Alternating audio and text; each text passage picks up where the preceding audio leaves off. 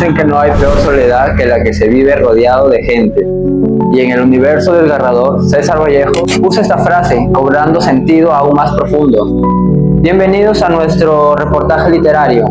Hoy nos adentraremos en la obra de César Vallejo, uno de los escritores peruanos más trascendentes del siglo XX, cuya mirada crítica supo retratar como poco la desigualdad, la injusticia y la condición humana. Vallejo no solo escribió poesía, también creó relatos que exponen con una sensibilidad única la indiferencia social y el dolor silencioso que habita en muchas vidas.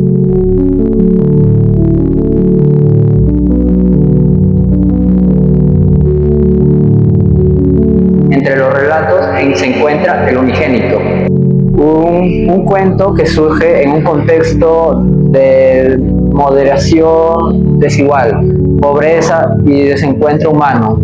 Allí Vallejo narra una historia donde un hombre que inventa la muerte de un hijo que nunca existió, impulsado por la necesidad profunda de ser visto y escuchado, y reconocido por una sociedad que lo ignora incluso cuando respira.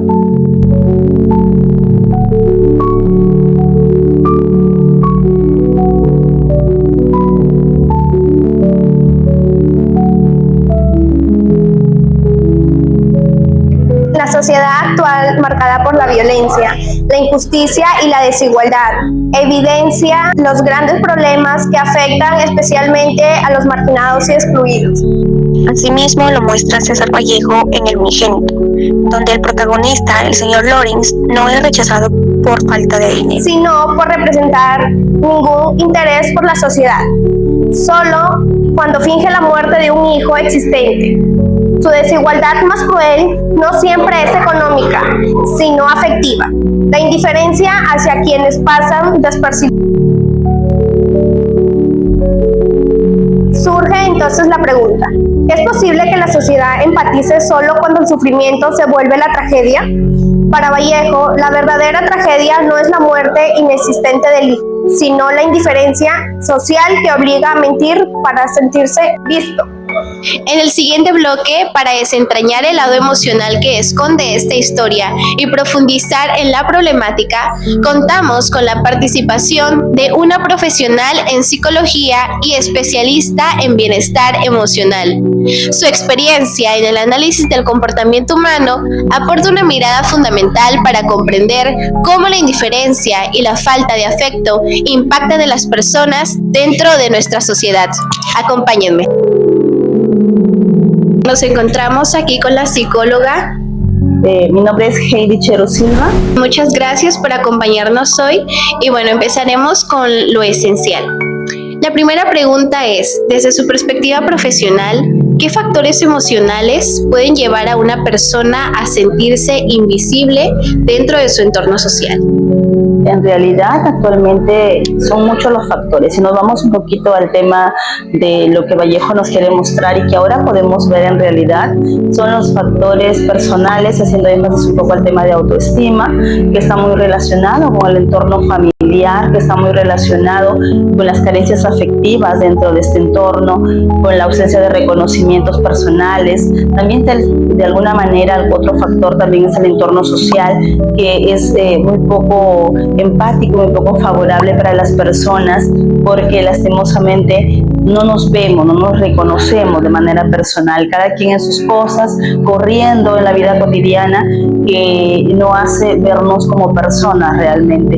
Y cuando recién ocurre un hecho lamentable, cuando ocurre una situación fatal, recién comenzamos a mirarnos, recién comenzamos a reconocernos. Yo creo que uno de los factores esenciales es el tema personal y el factor social, que cada vez ingresa más al tema de redes sociales, perdiendo la conectividad social que es tan importante.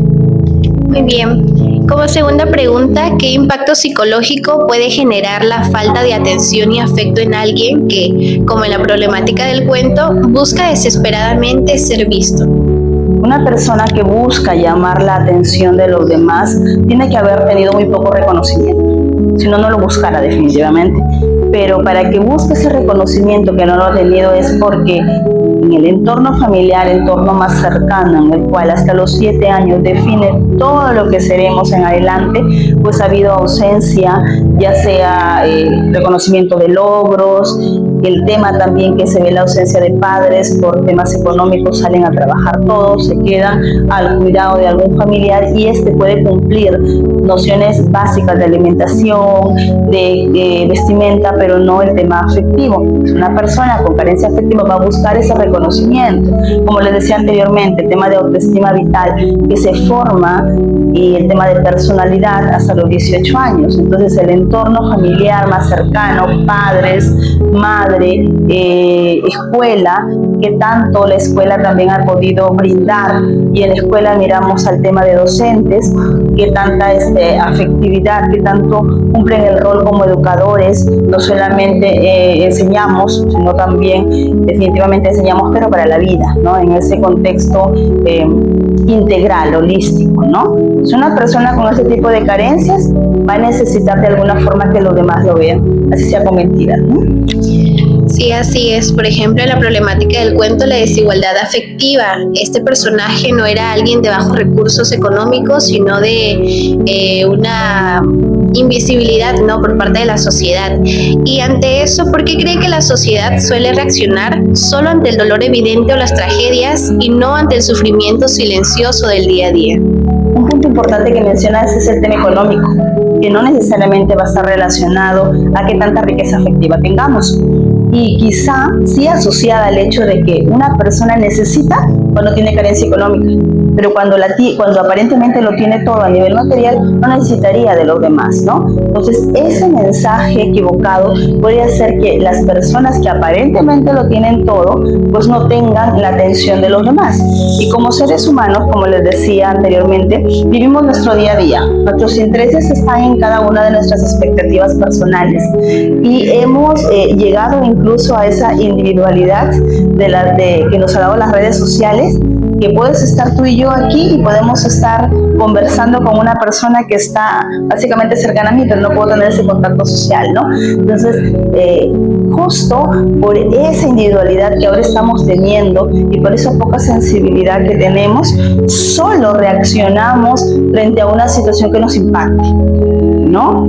Imagínate ahora nada más, ¿no? Quizás yéndonos un poquito el tema, feminicidios, wow, comenzamos a ver esa situación. De muertes, por accidente comenzamos a ver esa situación. Persona que se suicidó, comenzamos a ver esa situación. Pero si comenzamos a reflexionar antes, esa persona que se suicidó puede haber sido una persona muy cercana a mí, pero yo nunca le dije ¿cómo estás? ¿Cómo te ha ido? ¿No? Hasta que pasó ello y recién reacciono. Entonces vivimos en un mundo bastante individualizado ahora.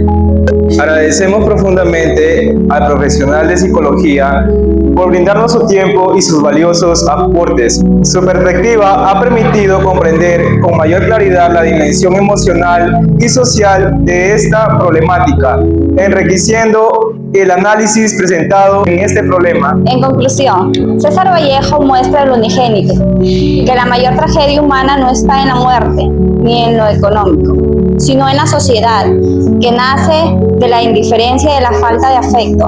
La historia de Lorenz revela la sociedad que ha perdido sensibilidad y que margina incluso desde las emociones.